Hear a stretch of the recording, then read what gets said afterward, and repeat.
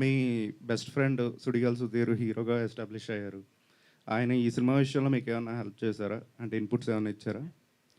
Inputs అంటే ఎప్పుడూ మేము ప్రతిదీ మాట్లాడుకుంటాం. సో సాంగ్ బాగుందిరా, ఇలా చేస్తే బాగుంటుంది, చూడు, అడుగు, మాట్లాడు, ఇలాంటి ఇన్పుట్స్ కామన్గా జరుగుతూ ఉంటాయి. తర్వాత ఈయన ఇష్టం.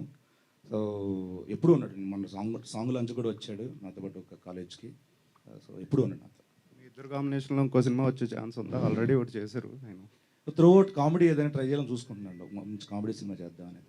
శ్రీను గారు అయితే నార్మల్గా జబర్దస్త్ అప్పటి నుంచి కావచ్చు, కంటిన్యూగా ఏదో ఒక గెటప్లో చూస్తాం శ్రీను అంటే.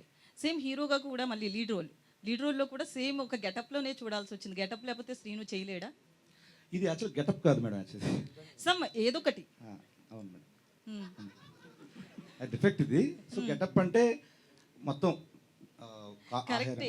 ఒకవేళ ఏదో ఒకటి ప్రాబ్లం లేకుండా అయితే మాత్రం ఇది కూడా సేమ్ కదా ఒక ఇష్యూ. సో అది లేకపోతే శ్రీను చేయలేడా? చూశారు కదండి, మన పొలిమేర చూశారు కదా, ఒకటి చేశాను. అండ్ ఇస్మార్ట్ శంకర్ చేశాను. చాలా ఉందండి ఇలా చెప్పుకుంటే. అంటే అలా ఇది రావడం ఏంటంటే ఆర్టిస్ట్గా మనం ప్రూవ్ చేసుకోవడానికి కొంచెం అడ్వాంటేజ్ అండి మనకి. సో నార్మల్గా చేస్తే దాంట్లో ఎంత చేసి నార్మల్గా ఉంటుంది తప్పించి దాంట్లో కొత్తగా ఏమనిపిస్తుంది. సో ఇలాంటివి ఉంటే ఏంటంటే ఒక్కొక్క సినిమా ఒక వేరియేషన్ చేస్తే మనం బోర్ కొట్టాం. ఫస్ట్ ఆఫ్ ఆల్ ప్రతి సినిమాకు ఒక క్యారెక్టర్ కనిపిస్తుంది, సీరో అన్నాడు కనిపించాడు. సో అది నాకు పెద్ద అడ్వాంటేజ్. అలాంటి క్యారెక్టర్ రాసిన డైరెక్టర్ అందరికి థ్యాంక్స్ మరొకసారి.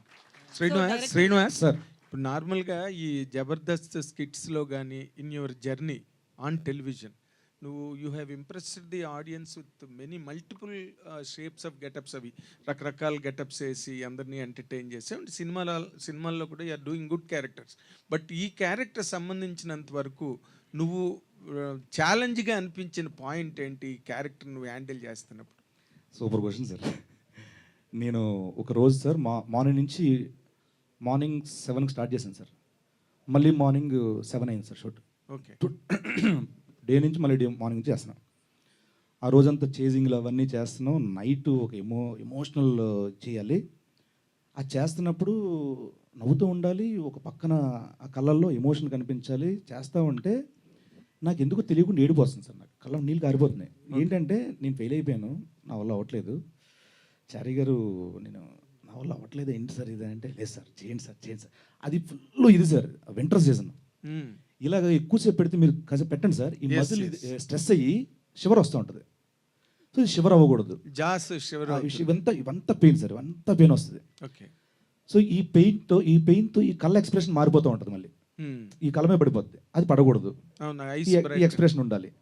నా వల్ల అవ్వట్లేదు అని అనుకుని చెప్పి అక్కడికక్కడ మళ్ళీ ఛాలెంజ్గా తీసుకొని ఇదే కదా ఇలాంటి ఛాలెంజెస్ దాటితేనే కదా మనం నిరూపించుకోగలం అని చెప్పి ఇది చేయడం సార్. ఆ ఒక్కరోజు మాత్రం నిజంగా భయపడ్డాను సార్, నేను ఫెయిల్ అయిపోతాను అని.